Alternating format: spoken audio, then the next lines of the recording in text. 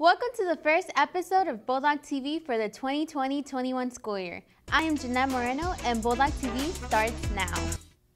Every school year is documented in our Bulldog yearbook. While production may look different this year, the staff is focused on bringing you the best yearbook ever. Bernice has the details. Remember students, if you have pictures that you would like included in the yearbook, make sure to follow these guidelines. Take a photo of anything school-related, like a classmate working hard on their schoolwork, a band member playing their instrument, or a teammate at practice. Make sure you are masked and socially distanced, and that the photos are school-appropriate. You can submit photos one of two ways. Fill out this Google form, SHS Photo Challenge, or download the Yearbook Snap app, type in your school name, and enter the code Bulldogs. You can enter a category and upload your photos there. Have you ever been in the hallway and you see or hear something that needs to be reported to a teacher? Springdale High School has a new way for you to report it. Principal Eichenberger tells us about how to use it. Remember, the safety concerns added to this form will only be monitored during school hours from 7:30 a.m. to 4:30. Let's continue to keep SHS safe. It's time for a quick commercial break, but we will be right back.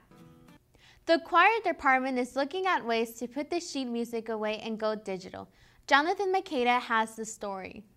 If you would like to help the choir continue to raise funds for iPads, make sure to check out their Donors Choose page and search for iPractice with iPads.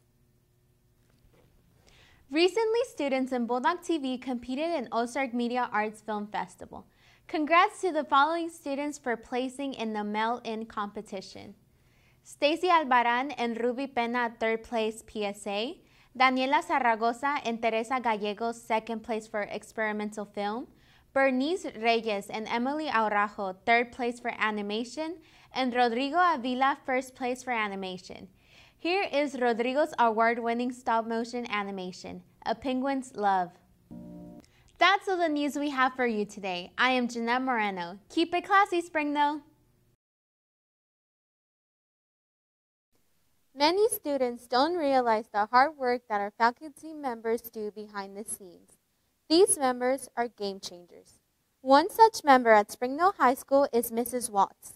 Mrs. Watts is one of our special ed administrators who always goes the extra mile to provide her students with as many opportunities as possible. With her help, SHS has become the first high school to have a therapy dog and also incorporate a sensory room. So it's a sensory room, which means it has different types of toys and places to sit, things of that nature that help the students. So we have a swing, which a lot of the students like, that kind of movement feeling. We have couches, we have lights, or the lack of lights. So you could turn the lights off, and a lot of kids will use it to kind of like sleep if they need a little break, something like that. While these projects have had a big impact, she hopes to further promote awareness. Advocating is the best thing for these kids. One thing, again, COVID kind of messes things up, but one of our things that we're trying to do is make a peer friend program. It's really hard for some of our kids to make friends, but they're great kids once you get to know them. Mrs. Watt's experiences growing up have led to her current career decisions. I have a sister who has special needs. She's older than me. I'm 30, she's 33. She has what's called cerebral palsy, and she has autism. So I've grown up with it my whole life. She's in a wheelchair, and so I had to help grow up and take care of her.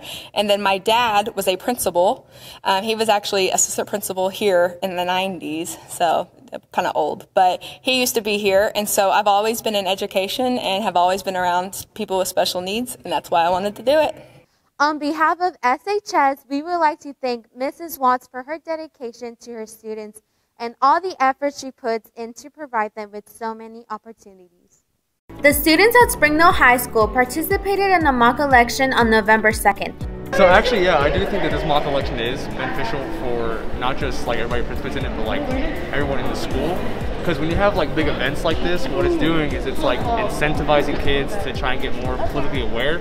So they'll start like researching about politics and their presidents and whatnot, and that's actually gonna better prepare them for when they're old enough to actually vote, participating in the real election. So this is all just like a really big eye-opener that I think really helps kids prepare for the future. Students were able to help organize this event by creating political drawings with deeper meanings behind them, or being staff workers explaining the rules and process on how to submit their ballot. Honestly, I think it just recognizes that elections are important, that voting is important, because really, if you just don't talk about it and if you don't really do anything about it, then you don't really learn about it and you don't really think it's important, I think. So by us doing this, like I did this in 7th grade, like last election, and it was beneficial because you saw how people have different points of view than you, and I don't know, it just kind of brings you into the real world. It's no secret that both political parties hold different values and beliefs as to how our country should be governed, which may cause some discomfort between students and staff. Especially whenever someone's like over, maybe there's like someone who's like political and then there might be someone who's not, and it just kind of gets into an argument whenever two people don't see eye to eye sometimes. But also, like I think there are cases where like if you're already friends, like there's an established friendship, then those people might just like choose not to talk about politics and just ignore that. What we can all agree on is that there are still problems in this world that need to be addressed and cared about for the fate of our future and generations to come. Hopefully when we're older, most of these topics have been addressed and brought down to a conclusion.